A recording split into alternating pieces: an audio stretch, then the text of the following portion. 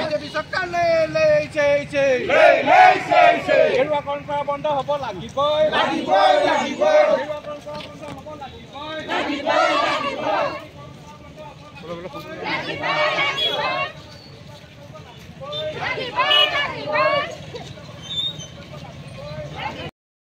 বন্ধ হ'ব লাগিবই।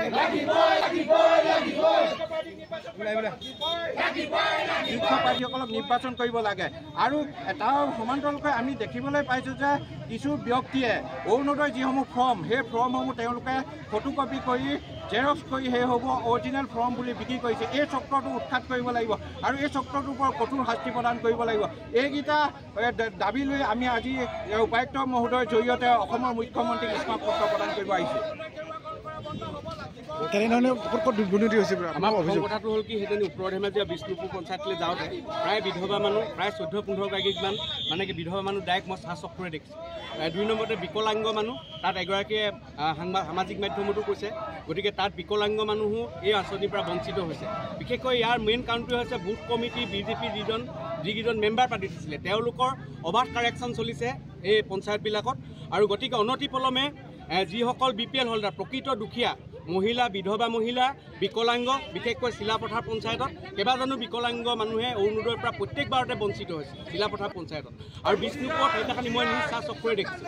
গতিকে অনাগত দিনত এই অৰুণোদয় আঁচনি যদি সফলভাৱে ৰূপায়ণ নকৰে অসমৰ মাননীয় মুখ্যমন্ত্ৰীগৰাকীক আমি অনুৰোধ জনাইছোঁ যাতে তেখেতৰ এই আঁচনিখন সফল ৰূপায়ণত তেখেতে ধেমাজি জিলাখনত বিশেষকৈ চকু ফুৰাওক।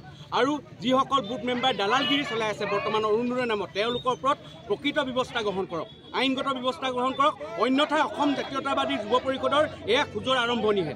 অনাদিকালত ইয়াৰ প্ৰতিবাদ ইয়াতকৈ বৃহত্তৰ হ'ব বুলি আজি বিজেপি চৰকাৰ উচিত।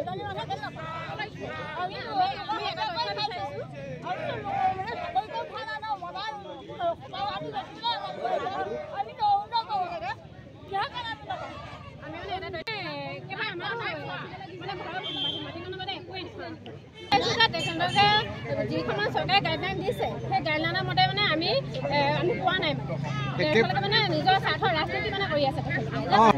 পাই আছিলোঁ এতিয়া মূৰটো কাটি দিলে আৰু মূৰটো এতিয়া অৰুণোদয় আকৌ পূৰাই দিব লাগে আৰু মোক বুঢ়াটোক পেঞ্চন দিব লাগে। মোক বুঢ়াটো বিকলাংগ আমিতো কৰিব নোৱাৰে আহিছোঁ। এই ৰেচন কাৰ্ড টকাবিলাক যোনে আছে এইবিলাক পাব বুলি আমি আশা কৰি আছোঁ ন।